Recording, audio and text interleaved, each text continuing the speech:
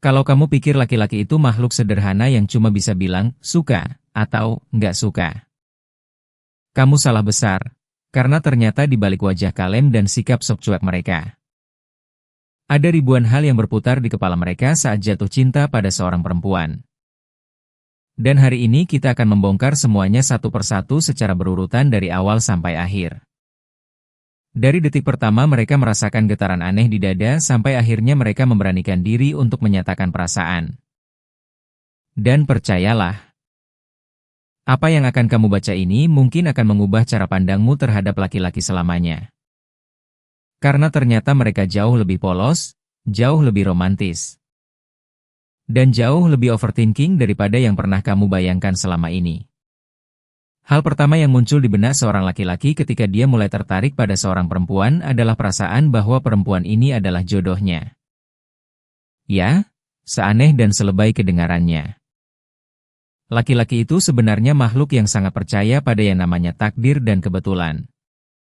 Misalnya begini, kalau dia bertemu denganmu di sebuah acara pengajian di masjid dekat rumah, atau kebetulan duduk di sebelahmu di angkot, atau tiba-tiba berpapasan denganmu di minimarket padahal dia jarang banget ke situ, dia langsung berpikir, wah, ini pasti sudah diatur oleh Yang Maha Kuasa. Ini pasti jodoh. Dan pikirannya langsung melesat jauh ke depan, membayangkan bagaimana kalau mereka berdua memang ditakdirkan bersama. Bagaimana kalau pertemuan yang tampak sepele ini sebenarnya adalah awal dari kisah cinta yang indah. Dan semakin unik situasi pertemuan itu, semakin kuat keyakinannya bahwa ini memang sudah garis tangan. Misalnya kalau dia bermimpi tentangmu sebelum bertemu. Atau kalau kalian ternyata punya teman yang sama tanpa pernah tahu sebelumnya. Atau kalau kalian lahir di tanggal yang berdekatan. Semua itu akan dianggap sebagai tanda dari alam semesta bahwa kalian memang harus bersama. Dan di titik ini, di dalam kepalanya sudah mulai terbentuk skenario-skenario manis tentang bagaimana hubungan kalian akan berjalan. Dia membayangkan jalan-jalan berdua di taman kota, makan bakso bareng di pinggir jalan, atau sekadar duduk di teras rumah sambil ngobrol sampai adzan maghrib berkumandang. Semua itu sudah terbayang di kepalanya bahkan sebelum dia berani menyapamu untuk pertama kalinya. Kemudian, dan ini mungkin agak sensitif tapi penting untuk dipahami, setelah perasaan, jodoh, itu muncul, ada dorongan alami dalam diri laki-laki yang membuatnya ingin lebih dekat secara fisik. Ini adalah naluri yang sudah tertanam dan bukan sesuatu yang bisa dia kendalikan sepenuhnya. Tapi yang menarik adalah justru disinilah pertarungan batin dimulai. Karena laki-laki yang benar-benar jatuh cinta akan berusaha keras untuk menahan dorongan ini.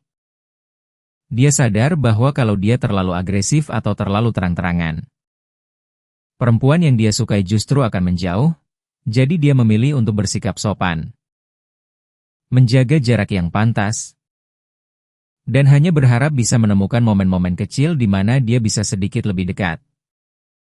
Mungkin sekadar berjabat tangan yang sedikit lebih lama, atau duduk di kursi yang berdekatan, atau berjalan beriringan dengan jarak yang cukup dekat untuk merasakan kehadiranmu tapi cukup jauh untuk tetap terlihat sopan. Dan semua ini dilakukan dengan penuh perhitungan dan kesadaran. Karena dia tidak mau merusak kesempatannya denganmu hanya karena tidak bisa menahan diri. Setelah dua hal tadi berputar di kepalanya, muncullah keinginan ketiga yang sangat kuat yaitu ingin selalu berada di dekatmu. Dia mulai memikirkan cara-cara untuk menciptakan kesempatan bertemu. Misalnya kalau kalian satu kantor, dia akan mulai sering muncul di pantry pada jam yang sama denganmu. Atau kalau kalian satu kampus, dia akan mulai mengambil rute jalan yang melewati fakultasmu. Atau kalau kalian hanya kenal lewat media sosial, dia akan mulai lebih sering online pada jam-jam di mana kamu biasanya aktif. Semua ini bukan kebetulan, semua ini sudah direncanakan dengan matang di dalam kepalanya. Dan saat dia berhasil berada di dekatmu, matanya akan terus mengikutimu kemanapun kamu pergi. Dia memperhatikan bagaimana kamu berbicara dengan orang lain, bagaimana kamu tertawa, bagaimana kamu menyelipkan rambut ke belakang telinga, Bagaimana kamu mengetuk-ngetukkan jari di meja saat bosan? Semua detail kecil itu terekam dengan jelas di memorinya. Tapi tentu saja dia berusaha agar kamu tidak menyadarinya. Dia akan berpura-pura sibuk dengan ponselnya atau pura-pura ngobrol dengan temannya sambil sesekali mencuri pandang ke arahmu. Dan setiap kali pandangan kalian tidak sengaja bertemu, jantungnya rasanya mau copot. Tapi di luar dia berusaha tampil setenang mungkin. Mungkin tersenyum tipis atau mengangguk kecil seolah tidak ada apa-apa. Padahal di dalam hatinya sedang ada pesta kembang api. Lalu tibalah momen keempat yang bagi laki-laki terasa seperti memenangkan lotre. Yaitu ketika dia berhasil berinteraksi denganmu walau hanya sedikit. Mungkin cuma saling sapa, "Assalamualaikum," di lorong. Atau cuma bertanya, "Mbak, ini kursinya kosong gak?" Atau bahkan cuma saling tersenyum dari kejauhan. Bagi laki-laki yang sedang jatuh cinta, interaksi sekecil apapun itu sudah cukup untuk membuat harinya terasa sempurna. Dan kalau dalam interaksi singkat itu kamu memberikan respons yang positif. Misalnya kamu tertawa kecil, atau kamu menjawab dengan ramah. Atau kamu menatapnya balik dengan senyuman. Maka dia akan merasa seperti baru saja mendapat hadiah terindah di dunia. Dan setelah interaksi itu berakhir, ketika dia sudah sendirian, entah itu di kamarnya, di perjalanan pulang, atau bahkan di kamar mandi, dia akan memutar ulang momen itu di kepalanya berulang-ulang seperti lagu favorit yang direplay terus-menerus. Dia akan tersenyum sendiri mengingat bagaimana kamu tertawa. Dia akan menganalisis setiap kata yang kamu ucapkan. Dia akan bertanya-tanya apakah senyummu itu memang tulus atau hanya basa-basi. Dan proses replay ini bisa berlangsung berjam-jam bahkan berhari-hari. Sampai akhirnya dia mendapat kesempatan untuk berinteraksi denganmu lagi. Dan dari sinilah masuk ke tahap kelima di mana otaknya mulai bekerja seperti seorang jenderal perang yang sedang menyusun strategi. Dia mulai berpikir bagaimana caranya mendekatimu dengan lebih serius tapi tetap terlihat natural dan tidak memaksa. Dia memikirkan topik pembicaraan apa yang kira-kira menarik untukmu.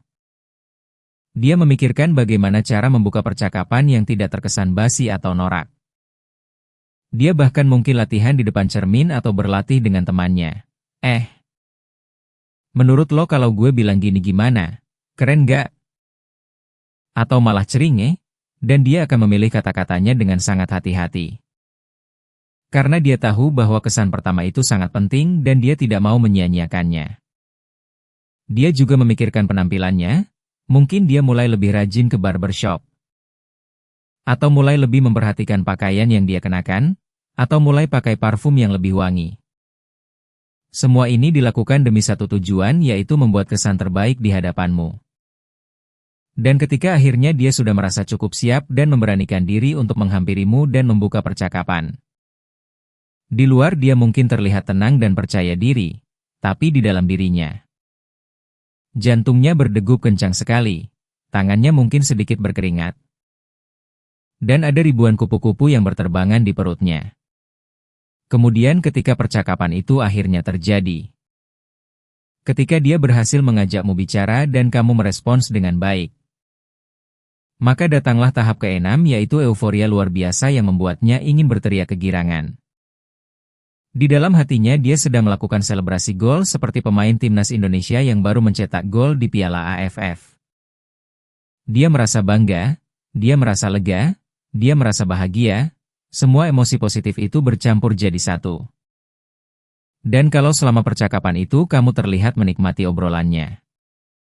Kalau kamu tertawa pada leluconnya, kalau kamu menatap matanya saat bicara. Maka dia mulai berani berharap bahwa mungkin, hanya mungkin, kamu juga merasakan sesuatu terhadapnya. Dan harapan kecil ini adalah bahan bakar yang sangat kuat yang akan mendorongnya untuk terus berusaha mendekatimu lebih jauh lagi. Dan sama seperti sebelumnya, setelah percakapan itu berakhir, dia akan memutar ulang setiap detik dari percakapan itu di kepalanya, menganalisis setiap kata, setiap ekspresi wajahmu, setiap perubahan nada suaramu. Mencari tanda-tanda bahwa kamu mungkin juga tertarik padanya. Dan proses ini akan membuatnya tersenyum sendiri di tempat tidur sebelum tidur. Menatap langit-langit kamar sambil membayangkan percakapan berikutnya. Tahap ketujuh ini agak pribadi, tapi kita perlu jujur di sini. Pada tahap ini laki-laki mulai membayangkan momen-momen romantis yang lebih intim.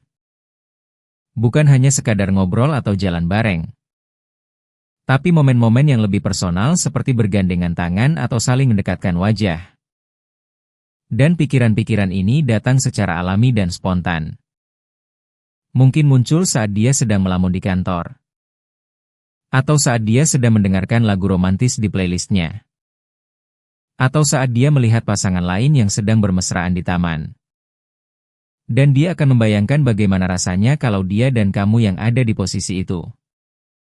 Bagaimana situasinya, di mana tempatnya, bagaimana suasananya. Semua itu terbayang dengan sangat detail di kepalanya, tapi sekali lagi. Dia sadar bahwa semua ini masih jauh dan dia harus bersabar serta menghormati prosesnya. Masuk ke tahap ke-8. Disinilah hal-hal kecil tentang dirimu mulai terasa sangat istimewa baginya, terutama suaramu. Tiba-tiba dia menyadari bahwa suaramu itu ternyata sangat merdu dan menyenangkan untuk didengar. Mungkin selama ini dia tidak terlalu memperhatikan. Tapi sekarang setiap kata yang keluar dari mulutmu terdengar seperti melodi yang indah di telinganya. Dan suaramu itu mulai menghantui pikirannya. Dia mengingatnya saat sedang sendirian. Dia merindukan suaramu saat sudah lama tidak bertemu. Dan ini yang kemudian mendorongnya untuk mencari alasan untuk meneleponmu atau mengirim pesan suara. Kalau tiba-tiba dia meneleponmu malam-malam dan bilang, nggak kenapa-kenapa sih. Cuma pengen dengar suara kamu aja. Percayalah, dia sedang berada di tahap ini. Dia tidak sedang menggombal. Dia benar-benar merindukan suaramu dan ingin mendengarnya secara langsung. Dan setiap kali mendengar suaramu, ada rasa tenang dan bahagia yang menjalar di seluruh tubuhnya. Seperti minum secangkir teh hangat di sore hari yang dingin. Kemudian tahap ke-9, dan ini adalah kelanjutan dari tahap sebelumnya. Di mana bukan hanya suaramu yang terasa istimewa. Tapi semua hal tentang dirimu mulai terlihat sempurna di matanya. Cara kamu menggerakkan tangan saat bicara, cara kamu mengedipkan mata. Cara kamu mengangguk saat mendengarkan orang lain, cara kamu merapikan jilbab. Cara kamu memegang gelas saat minum. Semua gestur dan kebiasaan kecilmu yang mungkin kamu sendiri tidak sadari itu terlihat sangat menggemaskan dan menarik di matanya. Bahkan hal-hal yang mungkin kamu anggap sebagai kebiasaan buruk. Seperti menggigit bibir saat gugup atau memainkan pulpen saat bosan. Semua itu terlihat adorable baginya. Dan pada tahap ini, dia mungkin mulai berpikir bahwa kamu memberikan perlakuan khusus untuknya. Misalnya kalau kamu tertawa lebih keras saat bicara dengannya dibanding saat bicara dengan orang lain. Dia akan berpikir, wah, dia kayaknya beda deh kalau sama aku. Lebih ceria, lebih terbuka. Jangan-jangan dia juga suka sama aku. Padahal mungkin kamu memang orangnya seperti itu ke semua orang. Tapi di mata laki-laki yang sedang jatuh cinta, semua hal terlihat sebagai tanda cinta.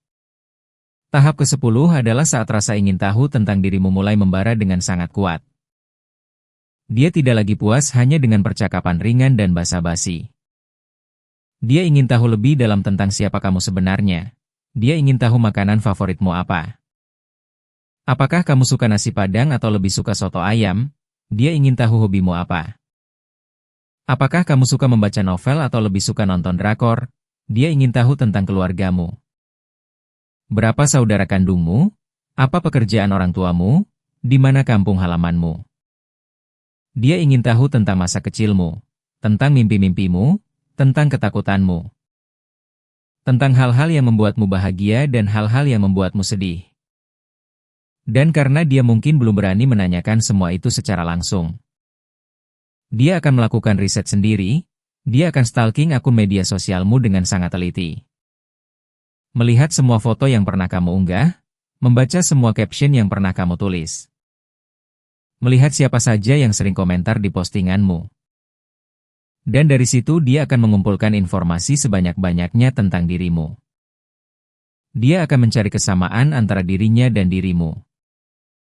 Misalnya kalau dari media sosialmu dia tahu bahwa kamu suka kucing. Dan kebetulan dia juga suka kucing. Maka dia akan merasa sangat senang karena ada kesamaan di antara kalian. Dan kesamaan sekecil apapun itu akan dianggapnya sebagai bukti bahwa kalian memang cocok satu sama lain. Bahkan ada laki-laki yang sampai mencari tahu tanggal lahirmu untuk mengecek kecocokan zodiak atau sio atau primbon Jawa. Dan kalau hasilnya bilang cocok, dia akan semakin yakin bahwa hubungan kalian memang sudah ditakdirkan. Tahap ke-11, rasa penasarannya mulai lebih spesifik. Dia mulai ingin tahu tipe laki-laki seperti apa yang kamu sukai. Apakah kamu suka laki-laki yang lucu dan humoris, atau yang serius dan berwibawa? Atau yang romantis dan perhatian, atau yang cuek tapi sebenarnya sayang? Dia juga mulai penasaran tentang masa lalumu dalam hal percintaan. Apakah kamu pernah punya kekasih sebelumnya? Bagaimana hubungan itu berakhir? Apa yang membuatmu kecewa dari hubungan sebelumnya? Semua informasi ini sangat penting baginya karena dia ingin memastikan bahwa dia bisa menjadi tipe laki-laki yang kamu inginkan. Dan kalau ternyata tipe idealmu berbeda dari karakter aslinya, dia akan berusaha menyesuaikan diri. Misalnya kalau kamu bilang suka laki-laki yang rajin ibadah, dia akan mulai lebih sering ke masjid. Atau kalau kamu bilang suka laki-laki yang rapi dan bersih, dia akan mulai lebih memperhatikan penampilannya. Atau kalau kamu bilang suka laki-laki yang punya ambisi dan tujuan hidup, dia akan mulai lebih serius memikirkan karirnya. Semua perubahan ini dilakukan dengan tulus karena dia ingin menjadi versi terbaik dari dirinya demi kamu. Di tahap ke-12, setelah semua proses tadi, akhirnya dia mulai menyadari dan mengakui pada dirinya sendiri bahwa dia benar-benar jatuh cinta padamu. Selama ini mungkin dia masih ragu. Masih bertanya-tanya apakah ini cuma kagum atau cuma tertarik sementara. Tapi di tahap ini dia sudah yakin bahwa ini adalah cinta yang sesungguhnya. Dia membandingkan perasaannya terhadapmu dengan perasaannya terhadap perempuan lain dan dia menemukan bahwa tidak ada yang bisa menandingimu. Degupan jantungnya saat bersamamu terasa berbeda. Rasa rindunya saat jauh darimu terasa lebih menyiksa. Dan keinginannya untuk membuatmu bahagia terasa lebih kuat dibanding keinginan apapun yang pernah dia rasakan. Dan di titik ini, kamu sudah menguasai pikirannya sepanjang hari. Dari bangun tidur sampai tidur lagi. Dari pagi saat dia sarapan sampai malam saat dia berbaring di tempat tidur. Semua aktivitasnya diwarnai oleh bayangan tentangmu, dia memikirkanmu saat bekerja. Memikirkanmu saat makan siang, memikirkanmu saat macet di jalan, memikirkanmu saat hujan turun. Memikirkanmu saat mendengar lagu tertentu, kamu sudah menjadi bagian permanen dari isi kepalanya. Tahap ke-13, dan ini adalah tahap yang cukup menyiksa. Yaitu saat dia mulai khawatir apakah ada laki-laki lain yang juga mendekatimu atau bahkan sudah memiliki hatimu. Setiap kali dia melihatmu mengobrol akrab dengan laki-laki lain, ada rasa cemburu yang muncul walau dia tahu dia belum punya hak untuk cemburu. Dia akan memperhatikan bagaimana kamu berinteraksi dengan laki-laki lain. Apakah kamu juga seramah itu dengan mereka? Apakah kamu juga tertawa sebebas itu dengan mereka? Dan kalau dia merasa bahwa ada laki-laki lain yang juga tertarik padamu, maka jiwa kompetitifnya akan muncul, dia akan merasa harus berusaha lebih keras. Harus lebih sering menunjukkan perhatian, harus lebih menonjol dibanding saingannya. Dan dia mungkin akan mencoba mencari informasi secara halus, misalnya bertanya pada temanmu, si Rani itu lagi dekat sama siapa sih sekarang? Atau langsung bertanya padamu dengan nada yang dibuat sesantai mungkin, kamu lagi ada yang deketin gak sih? Padahal di dalam hatinya dia sangat gugup menunggu jawabanmu. Dan kalau jawabanmu adalah tidak ada, dia akan merasa lega luar biasa. Tapi kalau jawabanmu menunjukkan ada orang lain, dia akan merasa tertantang sekaligus cemas. Dan disitulah dia harus membuat keputusan apakah akan terus berjuang atau mundur teratur. Tahap ke-14. Dia mulai sangat memperhatikan bagaimana sikapmu terhadapnya dan mencoba membaca apakah ada tanda-tanda bahwa kamu juga menyukainya. Setiap senyumanmu akan dianalisis, apakah itu senyuman biasa atau senyuman yang punya makna lebih. Setiap pesanmu akan dibaca berkali-kali. Mencari emoji atau kata-kata yang mungkin menunjukkan perasaan tertentu. Setiap sikap baikmu akan ditafsirkan sebagai tanda bahwa kamu memiliki perasaan yang sama. Dan disinilah yang namanya positive thinking berlebihan sering terjadi pada laki-laki. Misalnya kalau kamu membalas pesannya dengan cepat, dia akan berpikir, wah, dia fast respon sama aku, pasti dia juga suka sama aku. Atau kalau kamu mengingat sesuatu yang pernah dia ceritakan sebelumnya. Dia akan berpikir, dia ingat ceritaku, berarti dia perhatian sama aku, berarti dia suka sama aku. Atau kalau kamu menawarinya makanan atau minuman. Dia akan berpikir, dia perhatian banget sama aku. Pasti ada perasaan lebih. Dan semua interpretasi positif ini memberikannya semangat dan keberanian untuk melangkah ke tahap berikutnya. Meskipun kadang-kadang interpretasinya tidak selalu benar. Tapi setidaknya itu membuatnya tidak menyerah. Tahap ke-15. Disinilah dia mulai berpikir tentang bagaimana caranya mengajakmu kencan untuk pertama kalinya. Dan ini adalah salah satu proses yang paling bikin deg-degan bagi seorang laki-laki. Dia memikirkan tempat apa yang kira-kira cocok untuk kencan pertama. Apakah sebaiknya ke kafe yang cozy dan instagramable? Atau ke tempat wisata yang seru seperti kebun binatang atau taman bermain? Atau ke tempat yang lebih sederhana tapi bermakna seperti taman kota atau pinggir danau. Dia juga memikirkan apakah tempat itu sesuai dengan kepribadianmu. Misalnya kalau dari risetnya dia tahu bahwa kamu suka laut dan biota laut. Dia mungkin akan memilih akuarium atau pantai sebagai tempat kencan. Atau kalau kamu suka buku. Dia mungkin akan mengajakmu ke toko buku besar atau pameran buku. Atau kalau kamu suka makanan. Dia akan mencari restoran atau warung yang punya menu ternak di kota. Dan dia juga berpikir tentang kesan yang akan ditimbulkan oleh pilihan tempat kencan itu. Dia tidak mau memilih tempat yang terlalu romantis karena takut kamu merasa tidak nyaman atau merasa dia terlalu agresif. Tapi dia juga tidak mau memilih tempat yang terlalu biasa karena takut kamu merasa dia tidak serius. Jadi dia mencari keseimbangan yang pas, dan selain tempat. Dia juga memikirkan tentang bagaimana cara mengajakmu. Apakah langsung bilang, mau nggak jalan bareng aku Sabtu ini? Atau harus lebih halus dengan bilang, aku tahu tempat makan enak banget. Mau coba bareng nggak? Dan semua skenario ini dipikirkan matang-matang sebelum dia benar-benar berani mengajakmu. Tahap ke-16. Keinginannya untuk menjadi lebih dekat denganmu semakin kuat dan dia mulai mengambil langkah-langkah yang lebih nyata. Dia mulai lebih sering mengirim pesan lewat WhatsApp atau DM Instagram. Dan pesannya bukan lagi sekadar, halo, lagi apa? Tapi sudah mulai lebih personal dan bermakna. Dia mungkin mengirimkan artikel yang menurutnya kamu akan suka. Atau mengirimkan meme lucu yang mengingatkannya padamu. Atau memberikan komentar di story MU yang menunjukkan bahwa dia memperhatikan detail-detail kecil dalam kehidupanmu. Dia juga berusaha menciptakan inside joke atau topik pembicaraan khusus yang hanya ada antara kalian berdua.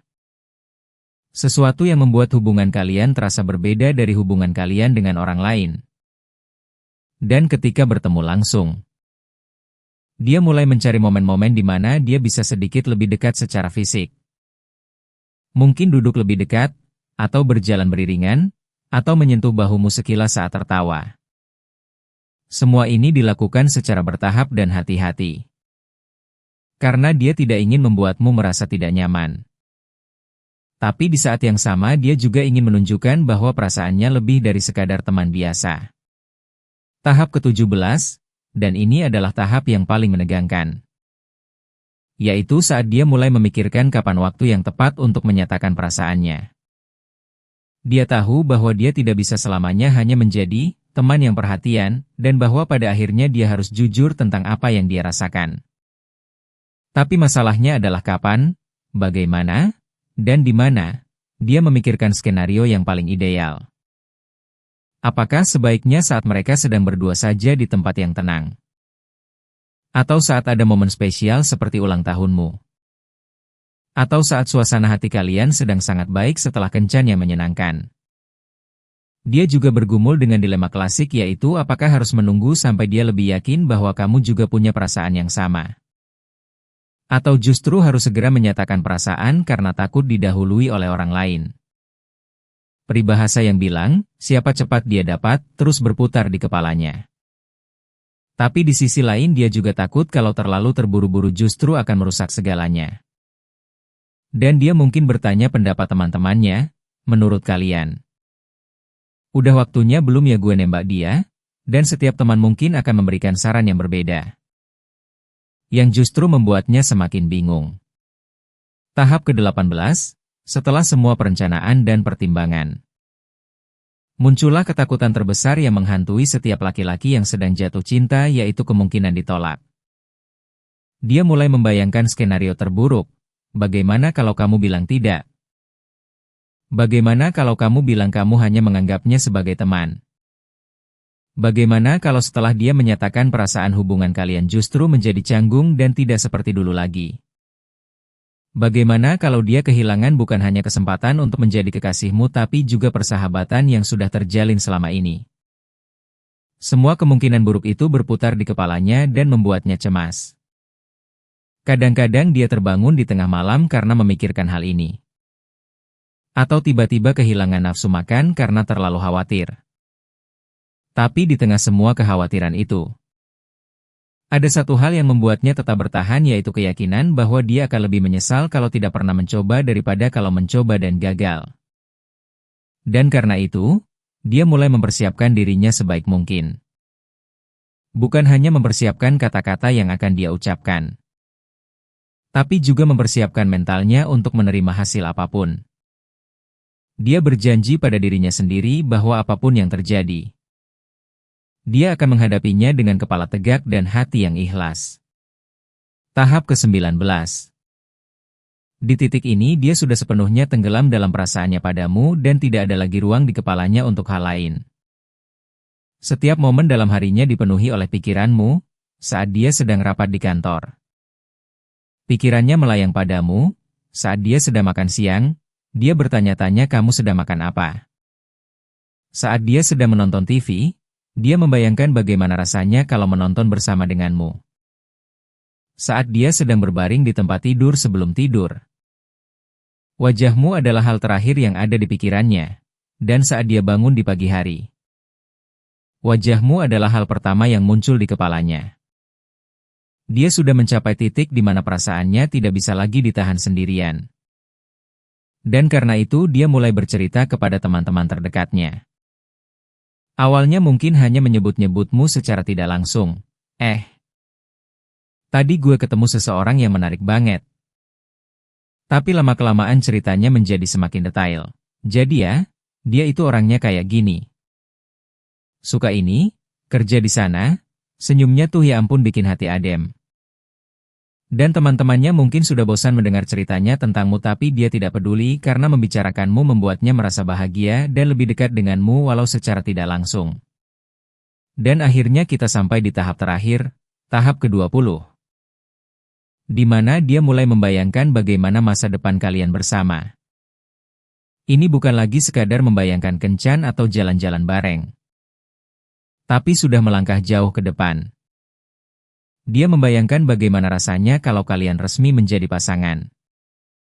Bagaimana rasanya bisa mengenalkanmu pada keluarganya. Pah, kenalin, ini pacar aku. Dia membayangkan bagaimana rasanya melewati lebaran bersama, saling bersilaturahmi ke rumah masing-masing keluarga. Dia membayangkan bagaimana kalau suatu hari nanti mereka tinggal bersama membangun rumah tangga. Dia membayangkan rumah kecil yang nyaman dengan taman di depannya.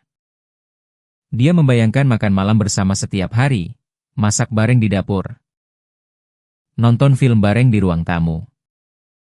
Dia bahkan sudah membayangkan bagaimana rasanya kalau suatu hari nanti mereka dikaruniai anak. Bagaimana dia akan menjadi ayah yang baik. Bagaimana kalian berdua akan membesarkan anak-anak kalian dengan penuh kasih sayang dan nilai-nilai kebaikan. Dan semua gambaran masa depan yang indah ini menjadi bahan bakar terakhir yang dia butuhkan untuk mengumpulkan keberanian menyatakan perasaannya. Dia mengingatkan dirinya sendiri bahwa semua mimpi indah itu tidak akan pernah menjadi kenyataan kalau dia tidak berani mengambil langkah pertama. Dan dengan tekad yang sudah bulat, dengan hati yang sudah siap untuk segala kemungkinan. Dengan doa yang sudah dipanjatkan kepada Tuhan Yang Maha Esa agar diberikan kelancaran dan hasil yang terbaik. Dia akhirnya melangkah ke hadapanmu dan menyatakan apa yang selama ini tersimpan di hatinya. Dan itulah lengkapnya perjalanan pikiran seorang laki-laki dari pertama kali tertarik hingga akhirnya berani mengungkapkan cinta. Jadi kesimpulannya adalah laki-laki itu sebenarnya makhluk yang sangat rumit dalam hal perasaan.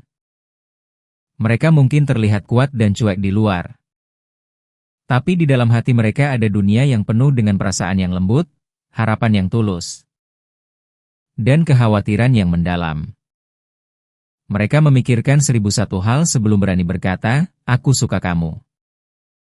Dan semua proses yang mereka lalui itu menunjukkan betapa seriusnya mereka ketika mereka benar-benar jatuh cinta.